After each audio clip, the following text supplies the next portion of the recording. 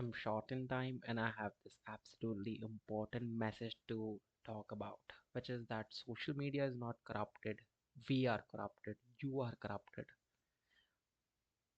I want to address this existing popular topic, which is that there is this complete segment of people who blame social media entirely about everything.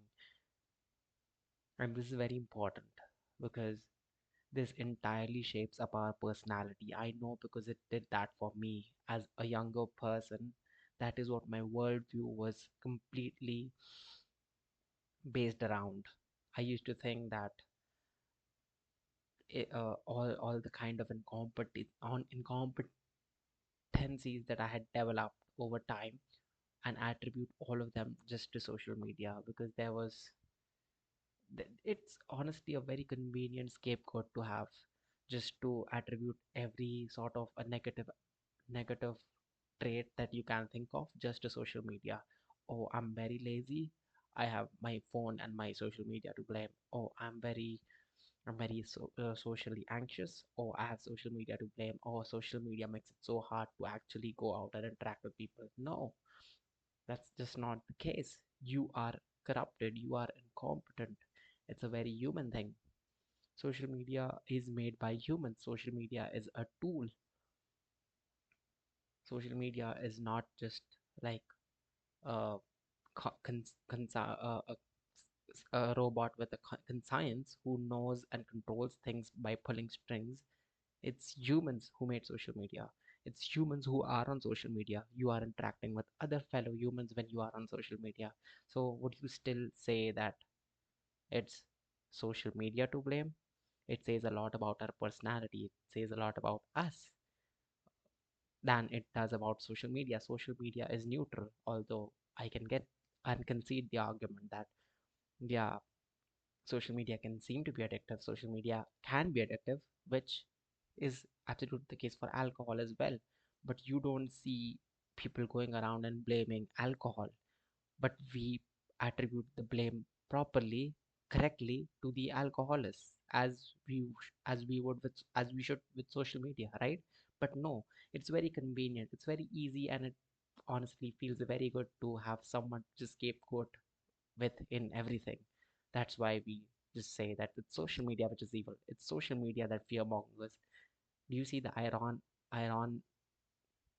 Do you see the irony in the statement that social media is evil and social media causes fear mongering? Who do you think are the people interacting on social media, and who do you think is on social media? It's humans.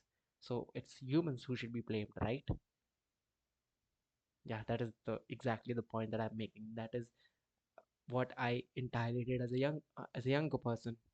I used to just get and be in this very toxic bubble of social media, and I used to think that it's social media that has to do with all my negative emotions, but no, that was not the case. I was directing all my anger, I was directing all my failures towards social media, and while that was feeling great for me, I had found myself a scapegoat. It was a vicious cycle, and I could have possibly never escaped from it.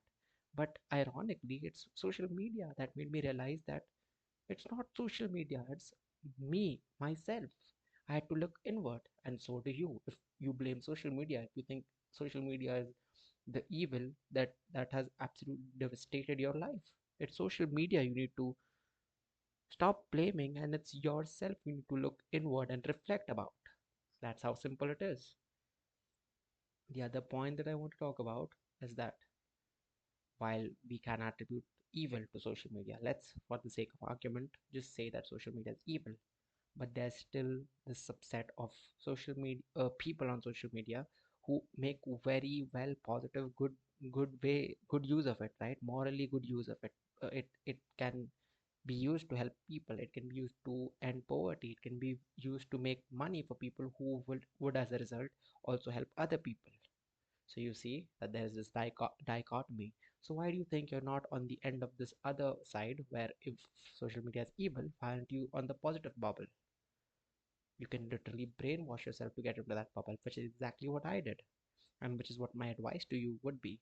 Even if this is completely false. Even if there is no good that exists on social media, if social media is really evil, just pretend for a second that everything that's said out there is evil. But in your mind, if you can perceive it to be a good thing, if you can look at social media, if you can go online, you can think, okay, for a second you perceive that, okay, people actually intend well for me, people actually want me to succeed, people are actually making this much money, people are actually successful, things are going well, then that's great for you.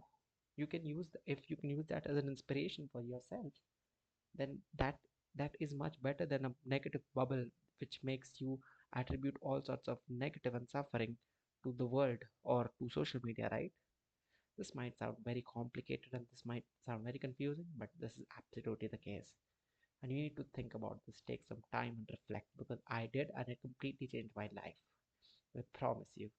You need to end up on the positive end of social media, not the negative end. Social media is not corrupted. You are corrupted.